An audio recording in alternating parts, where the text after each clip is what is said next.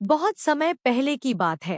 एक सुंदर जंगल में बहुत सारे रंग बिरंगे पक्षी रहते थे। उनमें से एक तोता था जिसका नाम मीतू था। मीतू न केवल अपनी हरी हरी पंखों की खूबसूरती के लिए प्रसिद्ध था, बल्कि उसकी बुद्धिमानी के कारण भी जंगल के जानवर उससे बहुत प्रभावित थे। मीतू हमेशा सबकी मदद करता था और अपनी मीठी आवाज में बातें करता था। एक दिन एक लालची शिकारी उस जंगल में आया। उसने देखा कि जंगल में बहुत सारे सुंदर पक्षी हैं, जिन्हें वह पकड़कर बाजार में बेच सकता है। वह अपने साथ एक बड़ा पिंजरा लेकर आया और उसमें कुछ दाने डालकर उसे पेड़ के नीचे रख दिया। शिकारी सोचने लगा, यह तोता बहुत समझदार लगता है। अगर मैं इसे पकड़ लूं, तो मुझे खूब पैसा मिलेगा।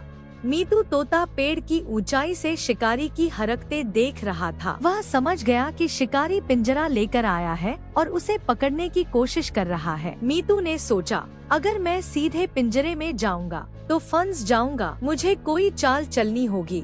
मीतू ने उड़कर पिंजरे के पास आकर दाने देखे और सोचने का नाटक किया। उसने जोर से कहा, वाह, ये दाने तो बड़े स्वादिष्ट लगते हैं, लेकिन पिंजरे के अंदर जाना सही नहीं होगा। अगर यह दरवाजा खुला होता तो मैं जरूर खाता। यह कहकर वह पास के पेड़ पर बैठ गया।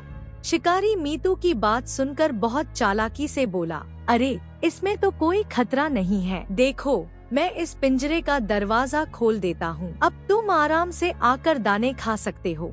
मीतू ने सोचा, यह शिकारी मुझे मूर्ख समझता है, पर अब मैं उसे सबक सिखाऊंगा। मीतू उड़कर नीचे आया और पिंजरे के ऊपर बैठकर दाने खाने लगा, लेकिन पिंजरे के अंदर नहीं गया। शिकारी ने सोचा कि वह अब तोता पकड़ ही लेगा। जैसे ही शिकारी ने तोते को पकड़ने के लिए हाथ बढ़ाया, मीतू फुर्ती से उड़ गया और ऊंचे पेड़ पर जाकर बैठ गया। शिकारी के हाथ खाली रह गए और वह निराश हो गया। मीतू ने ऊपर से हंसते हुए कहा, बुद्धिमानी से काम लेना सीखो। लालच से भरे लोग हमेशा हारते हैं। शिकारी को अपनी गलती का एहसास हुआ और वह खाली हाथ लौट गया।